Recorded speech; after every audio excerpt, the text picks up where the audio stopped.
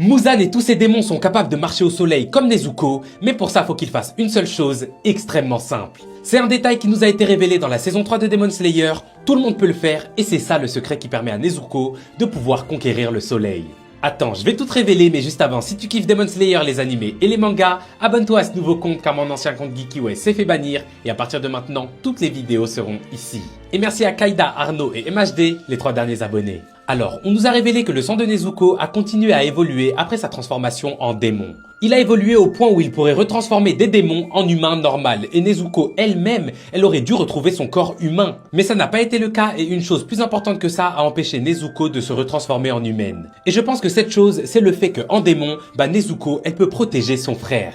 Du coup, chez Nezuko, sa partie humaine, elle a accepté sa partie de démon car elle pouvait l'aider. Et je pense qu'en échange, sa partie de démon, elle a fini par accepter sa partie humaine car elle pouvait l'aider à pouvoir marcher au soleil.